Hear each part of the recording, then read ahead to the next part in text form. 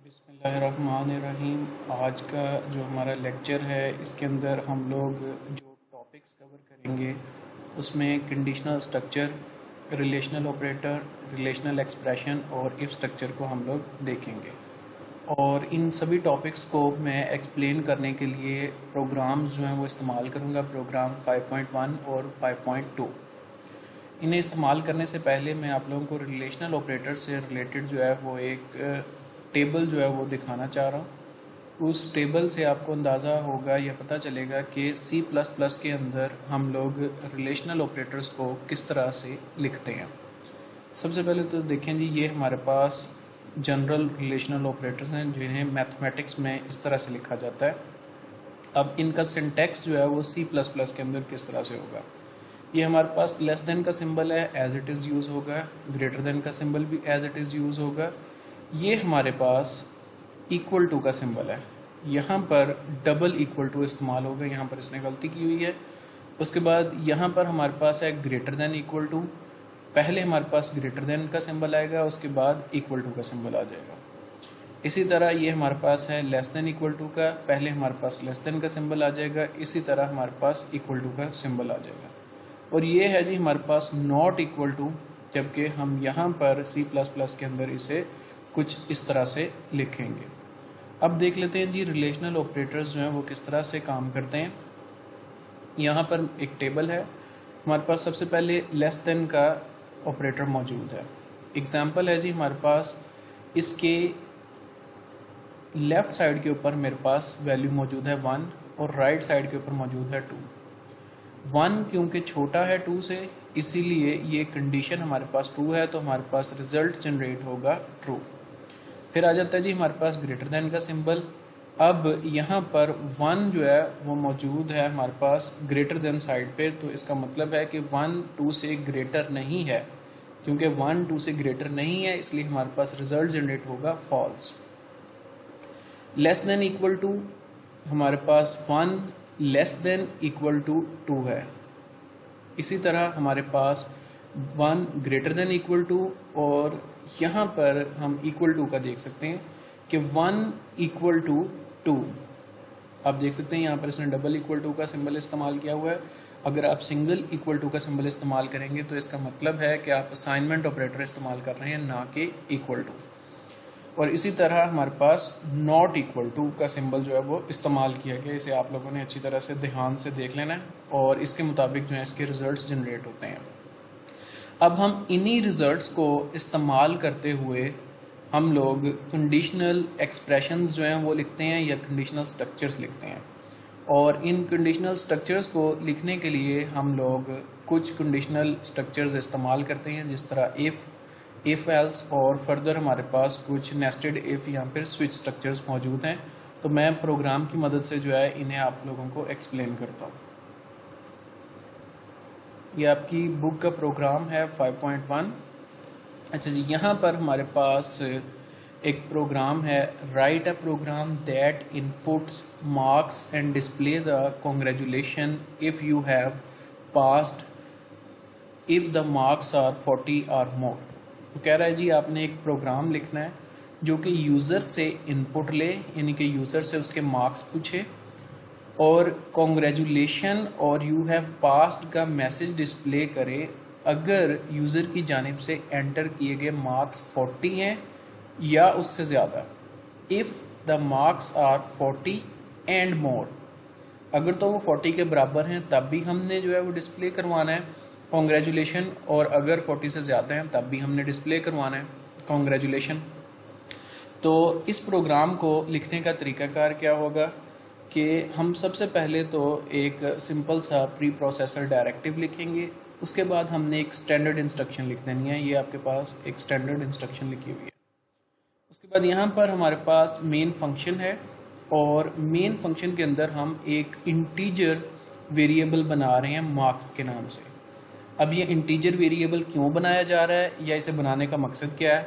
हमने यूज़र से मार्क्स लेने हैं। अब यूज़र हमें जो भी वैल्यू देगा हमने उसे कंप्यूटर के अंदर कहीं ना कहीं पर स्टोर करवाना है।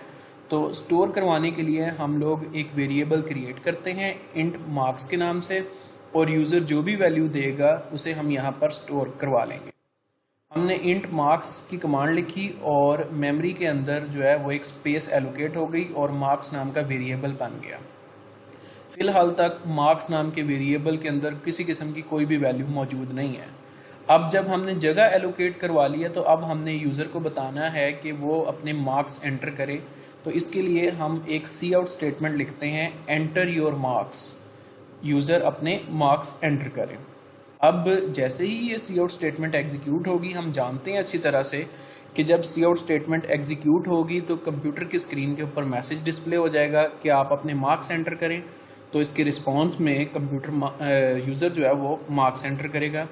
अब यूज़र जो भी मार्क्स एंटर करेगा उन मार्क्स को हमने इस वेरिएबल के अंदर स्टोर करवाना है जो वेरिएबल हमने बनाया है। तो हम इसके लिए यहाँ पर सी इन कमांड लिखेंगे, सी इन मार्क्स, यानी यूज़र की जानिब से जो भी मार्क्स एंटर किए जाएंगे इस कमांड के रिस्पॉन्स में ये नेक्स्ट कमांड जो है सी इन कमांड उन मार्क्स को इस वेरिएबल के अंदर स्टोर करवा देगी। अब फर्ज कर लेते हैं कि यहाँ पर हमारे पास जैसे ही ये वाली कमांड एग्जीक्यूट हुई, इसके रिस्पॉन्स में यूज़र ने 60 मार्क्स जो है वो एंटर किए। तो जैसे ही यूज़र 60 मार्क्स एंटर करेगा तो हमारे पास ये मार्क्स नाम का जो वेरिएबल है इसके अंदर हमारे पास वैल्यू हो जाएगी 60 के बराबर। अब हमने क्या करना था कि हमने यूज़र से उसके मार्क्स पूछने थे। अगर उसके मार्क्स 40 या 40 से बड़े ज़्यादा थे तो हमने उसे कॉन्ग्रेचुलेशन यू हैव पास्ड का मैसेज जो है वो डिस्प्ले करवाना था। अब हम लिखेंगे कंडीशन जिसकी बेस के ऊपर ये मैसेज, यहाँ पर जिसे आप कह सकते हैं, हम लोग यहाँ पर लिखेंगे एक रिलेशनल एक्सप्रेशन जिसे या कंडीशनल स्ट्रक्चर लिखेंगे जिसे हम इस्तेमाल करते हुए जो है वो मैसेज को डिस्प्ले करवाएंगे। तो हम क्या करेंगे, उसे लिखने का तरीकाकार जो है वो कुछ यूँ होगा कि हम लिखेंगे if with in the brackets marks greater than 40। अगर यूज़र के मार्क्स 40 से ज़्यादा हैं, आप देख सकते हैं कि यहाँ पर वैल्यू हमारे पास हो जाएगी 60 और इस साइड पे हमारे पास वैल्यू हो जाएगी 40। 60 क्योंकि ग्रेटर है 40 से, तो हमारे पास यहाँ पर रिजल्ट क्या जनरेट होगा, आगे ट्रू जनरेट होगा। अगर तो ट्रू जनरेट होता है रिजल्ट, तो इफ स्टेटमेंट के फौरन बाद जो स्टेटमेंट होती है, ठीक है, उससे computer as it is execute कर देता है। और अगर यहाँ पर मौजूद स्टेटमेंट जो है इसका रिजल्ट जो है फॉल्स जनरेट होता है, तो जो नेक्स्ट स्टेटमेंट मौजूद होती है इफ़ के फ़ौरन बाद कंप्यूटर उसे स्किप कर देता है। ठीक है, उम्मीद है कि आप बात समझ गए होंगे। दोबारा से बताता हूँ कि हमने एक मैसेज जो है वो डिस्प्ले करवाना था कि अगर यूज़र के मार्क्स 40 या फिर उससे ज़्यादा हैं तो हमने उसे कॉन्ग्रेचुलेशन यू हैव पास्ड का मैसेज डिस्प्ले करवाना था। तो एक्सप्रेशन हम कुछ इस तरह से लिखेंगे, इफ़ मार्क्स ग्रेटर देन 40। ये मैंने अभी आपको डायग्राम भी एक दिखाई थी, उसमें देखें।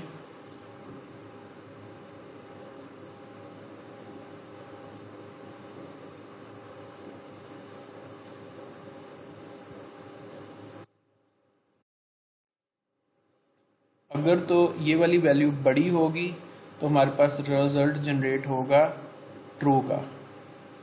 अगर ये वाली वैल्यू जो है इस साइड की छोटी होगी वैल्यू, लेफ़्ट साइड की, और राइट साइड की बड़ी होगी, तब हमारे पास रिजल्ट जो है जनरेट होगा फॉल्स। अब यहाँ पर हमारे पास मार्क्स जो हैं, हमने अज्यूम किया था कि यूज़र ने मार्क्स जो हैं वो 60 एंटर किए हैं, तो हमारे पास यहाँ पर वैल्यू जो है वो ग्रेटर है लेफ़्ट साइड पे और राइट साइड पे वैल्यू जो है छोटी, तो रिज़ल्ट हमारे पास ट्रू जनरेट होगा। और रिज़ल्ट ट्रू जनरेट होने से फ़ौरन बाद इफ़ के जो भी स्टेटमेंट मौजूद होगी वो एग्जीक्यूट हो जाएगी और उसके ऊपर अमल दरामद किया जाएगा।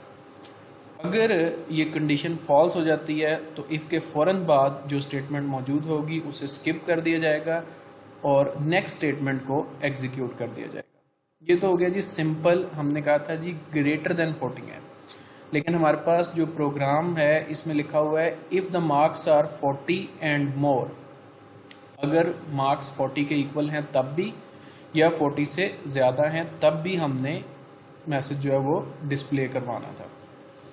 तो हम यहाँ पर इज इक्वल टू का सिंबल लिख देंगे। अब ये बन जाएगा greater than equal to, if the marks are more than greater than और इक्वल टू 40, तो हमारे पास कंप्यूटर की स्क्रीन के ऊपर जो है वो मैसेज डिस्प्ले हो जाएगा। और ये हमारे पास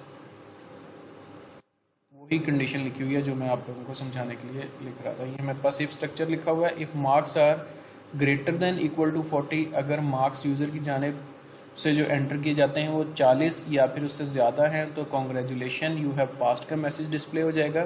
क्योंकि जैसे ही मैंने आपको बताया था कि इफ़ स्ट्रक्चर अगर इसका रिजल्ट जो है वो हमारे पास ट्रू जनरेट होगा इस एक्सप्रेशन का, तो इसके फ़ौरन बाद जो स्टेटमेंट मौजूद है उसे एग्जीक्यूट कर दिया जाएगा।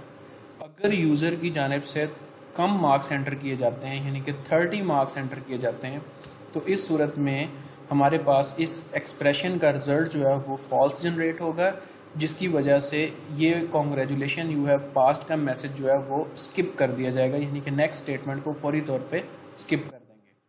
आ जाए इसे एंटर करके देख लेते हैं कि कंप्यूटर जो है वो किस तरह से बिहेव करता है। फर्स्ट टाइम मैं मार्क्स एंटर करता हूँ जी 50।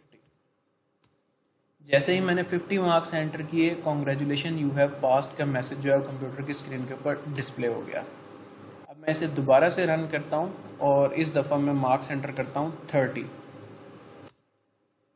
जैसे ही मैंने मार्क्स 30 एंटर किए और एंटर का बटन प्रेस किया, किसी किस्म का कोई मैसेज डिस्प्ले नहीं हुआ। मैसेज क्यों डिस्प्ले नहीं हुआ? ये वाली कंडीशन फॉल्स हो गई। कंडीशन के फॉल्स होने की वजह से इसकी नेक्स्ट स्टेटमेंट जो है उसे कंप्यूटर ने या कंपाइलर ने स्किप कर दिया।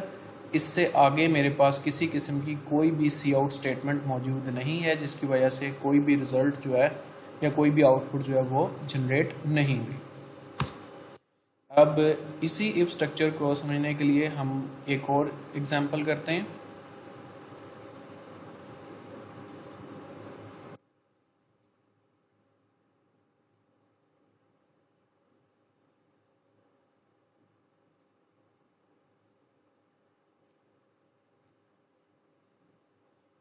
हमारे पास यहाँ पर एक प्रोग्राम लिखा हुआ है, write a program that input 2 numbers and find if both are equal।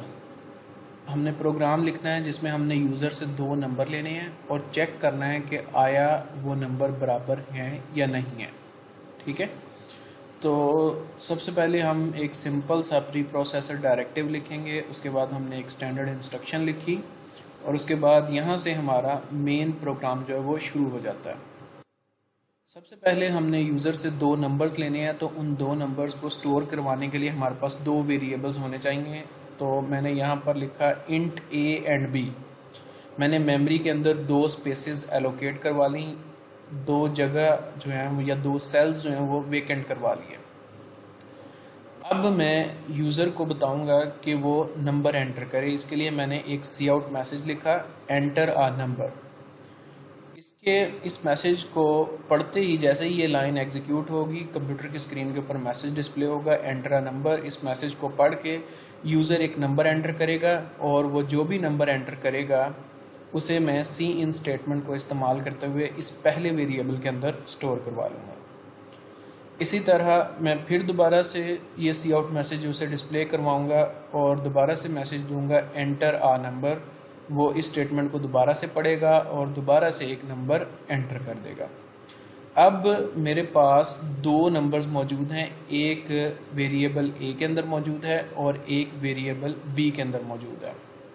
हम यहाँ पर अज्यूम कर लेते हैं कि यूज़र ने वेरिएबल a के अंदर जो है वो 5 एंटर किया और वेरिएबल b के अंदर 6 एंटर किया। यानी यूज़र ने पहली दफ़ा जो नंबर दिया वो नंबर था 5 और दूसरी दफ़ा जो नंबर दिया वो था 6। अब हमने प्रोग्राम की स्टेटमेंट के मुताबिक चेक करना था कि ये दोनों नंबर बराबर हैं या नहीं। तो हम लिखेंगे इफ़, उसके बाद ब्रैकेट ए, फिर हम इज इक्वल टू ऑपरेटर लिखेंगे। यहाँ पर देखें कि हमने चेक करना था बराबर है या नहीं, तो मैंने 2 दफ़ा इज इक्वल टू लिखा है, ठीक है। उसके बाद मैं यहाँ पे लिखता हूँ if A is equal to B. अगर तो ए और बी दोनों बराबर होंगे, यानी यूज़र की जानिब से एंटर किए गए नंबर दोनों बराबर होंगे, तो इस इफ़ कंडीशन का जो रिज़ल्ट है वो मेरे पास ट्रू जनरेट होगा।